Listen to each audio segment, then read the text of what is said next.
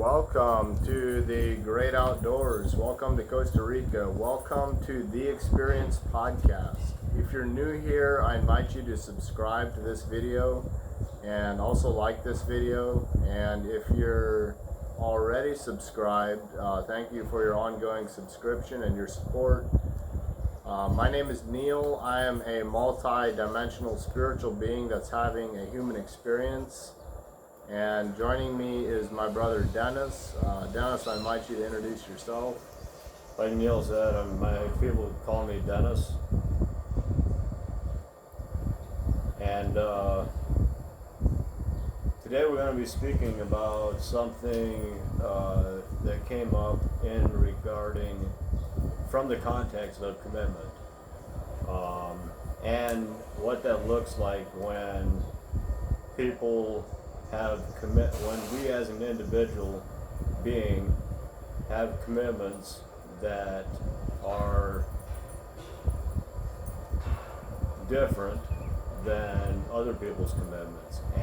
And this showed up a couple days ago where I had a commitment, Neil had a commitment, and you want to share more of the context of what?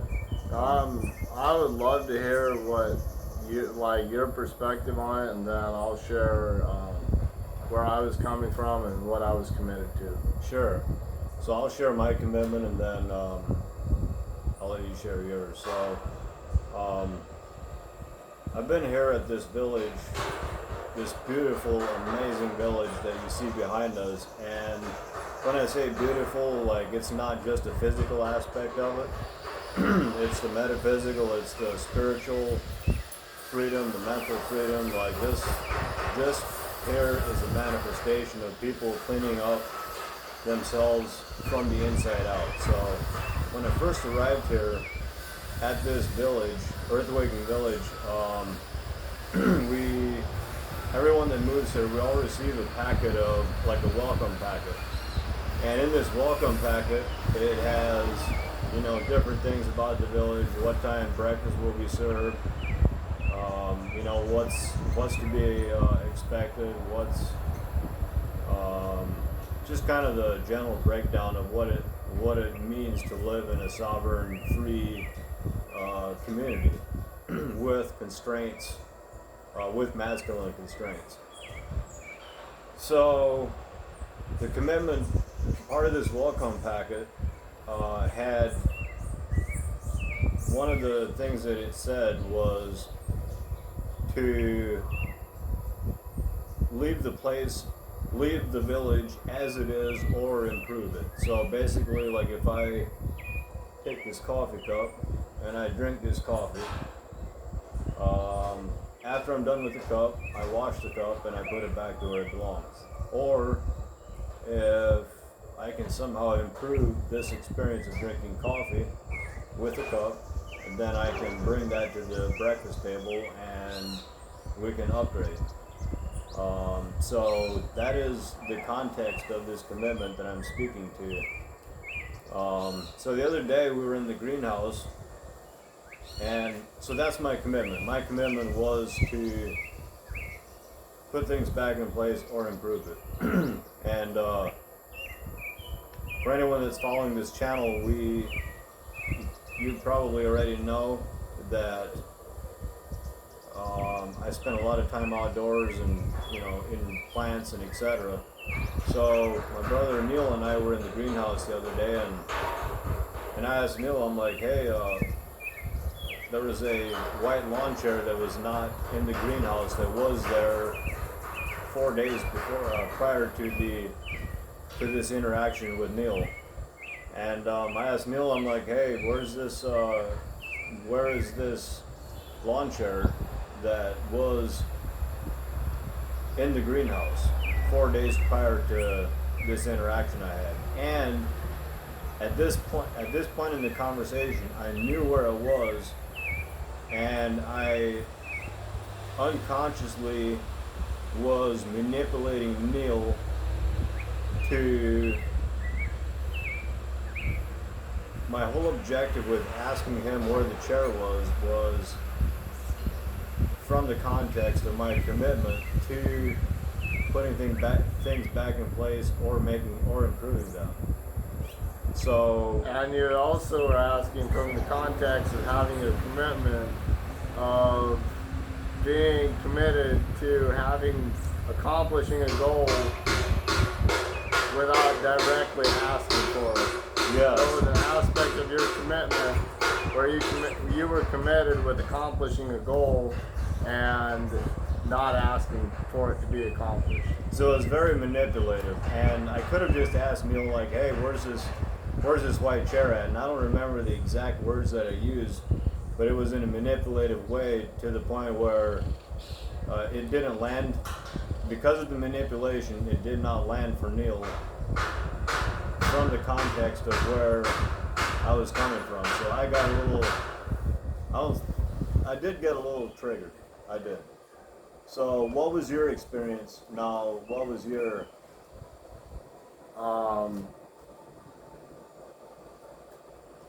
my number one commitment is a commitment to freedom and a commitment to sovereignty.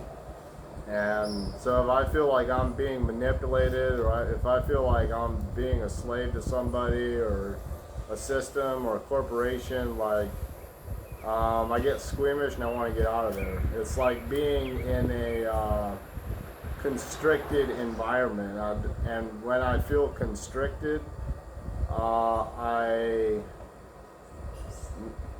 not always right away, but in the soonest available time possible, I navigate from the constricted space to a space that feels more expansive and where freedom and sovereignty are present. So my commitment is to expressing that freedom and sovereignty, expressing the child of God that I am, and so when you asked about the chair, we already had a conversation prior to that, but then this came up, and Dennis was wanting Neil to go and get this chair and put it back in its location. And if he was actually committed to that, he could have asked, could you go get this chair and put it back in this location where it used to be at? And I could have said yes or no, and either way, it would have been complete because he would have made the request and I would have answered. But this way, he was just like picking my brain, trying to see where the chair's at, seeing if I would take initiative to go get it. and I was also, what I didn't recognize at the time is that there was a lot of control in the way that I asked Neil about the lawn chair. And well, when I answered your question of where's it at, I said that it was by this person's house, where I had located it, literally to sit on the chair, and then Dennis goes, "It's not there," and I said, "Okay," and just fully accepted it with no action plan intended. And then Dennis is sitting over there on a planter, let out a big sigh, like, ah. And it sounded like the world just dropped out from beneath his feet. So, what was going on during that time? I recognized that the manipulation did not work, and that the hook. So I was trying to hook Neil into going and grabbing that chair. And the hook didn't work, the manipulation didn't work. Right, because I got plenty to eat, so I don't need the food. I don't require the food that's on the hook. I got a full stomach and a full heart and a full spirit. So from that space, I didn't recognize that it was from the context of my commitments that I got triggered, because initially I felt not being able to control it and not being able to, the manipulation didn't work, so then that's where I got triggered. So we went in and right, you got butt hurt that your control tactics didn't work, which was your ego is trying to control, and when your ego wasn't able to, it got butthurt because its own method didn't work. That's what I heard when you just spoke. Yes, and that's exactly what happened. So it wasn't you that got butthurt, it was your ego. Yes. So, when people have different commitments, It's delightful. very. So, did you, what was the first thing you did after I let out that sigh? Or, like, going back in the time, and this is now going into, let's say I'm going through my life and I find myself getting triggered or butthurt because my ego didn't get its way, and and someone else in the vicinity, what action would you take at that point? It's be more specific. That's too general. Okay, so if I'm going throughout my day and I'm in the vicinity with somebody else, I'm just going to use a shovel, for example.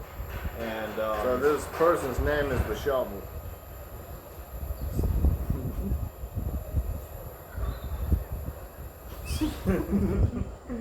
so I'm going through my day and I got a shovel in my hand, somebody else got a shovel in their hand. Oh, so it's an actual shovel. Yes, and at the end of the day, the shovel doesn't get put back in its place, and I get butthurt over the shovel not being in its place.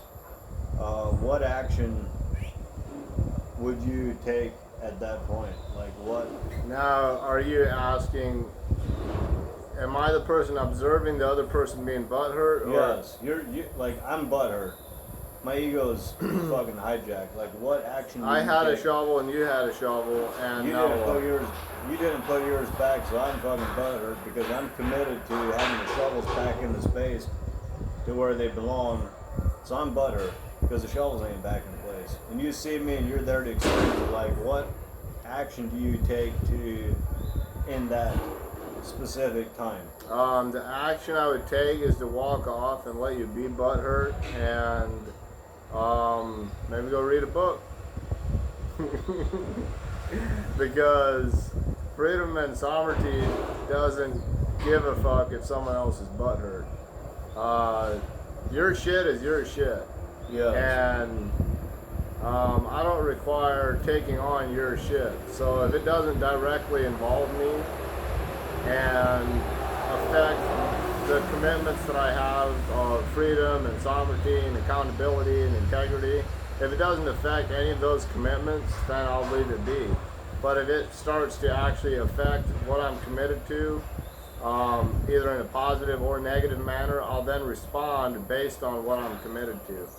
So based on the commitments that we have, based on the commitments that I have, is what activates, and it's where our behaviors and our actions come from, is from our commitments, because our commitments define our identity, and then from our identity we behave and act. So what I would do at that point, like if I got hijacked and I actually recognized that my ego was hijacked, I would celebrate. Like do a dance, fucking clap, whatever. I would hijack the hijack. And then I would go take a look at, and this is exactly what happened is we went to lunch and I got to look at really how my ego, the patterns of my ego. And I recognized that the ego is trying to manipulate and control, because that's what the ego does. That's its greatest joy. Yes. So, and with that being said, what else, do you have something that you would add to that? Like tools that people can use or actions that they can take, or? I'd like to speak to commitment. So commitment can be like a way of being. So you could show up as a committed person everywhere you go. Like if I were to choose to be a committed person, I could decide, which is to cut off from all other options, that when I show up, commitment's in the house, and that commitment is whatever we choose it to be. And commitment is you're asking about tools. Commitment is a tool, and a lot of people view commitment as being a constraint and a restraint, and that if you're committed, you're restrained from fully expressing. But the opposite is true. When we make a commitment, we experience a whole new level of freedom inside of the commitment that we make. And for example, if you are a person that drinks multiple variations of drinks on a daily basis, for example, like energy drinks and sodas and coffee and orange juice and water. So if you're a person that drinks all kinds of different drinks and you make a commitment to just drink water, you're now free inside of that commitment of just drinking water to just go about your day and not have to even consider about what your drink's going to be, because you just recognize it's water. And because of your yes, which is saying yes to water, you are saying no to these other liquids, to these other sodas, to coffee. And commitment is directly related to saying yes as well as saying no, because commitment is saying yes to something, and when we say yes to something, we're saying no to everything that isn't the yes. So commitment has a yes quality to it that brings out our inner no. And so that's commitment, and commitment in itself is a tool. When we make a commitment, that is a tool that we can choose to navigate life. And for example, right now in this moment, like, commitment can be used to accomplish goals. And here's an example. Right now in this moment, I commit to watering the greenhouse at 4 o'clock tonight. And I've now committed, and so now I'm more likely to actually do the thing. And if I don't do the thing, it's irrelevant, because what I then do is not beat myself up for not watering the greenhouse at 4. I just recommit. When I see that my commitment of 4 o'clock is not going to be met, right then in that instant, I'm going to recommit to, all right, so if I'm not able to water at 4, it's going to happen at 5:30. And then I can make a recommitment based on where I'm at and then go for it. And that's the power of commitment.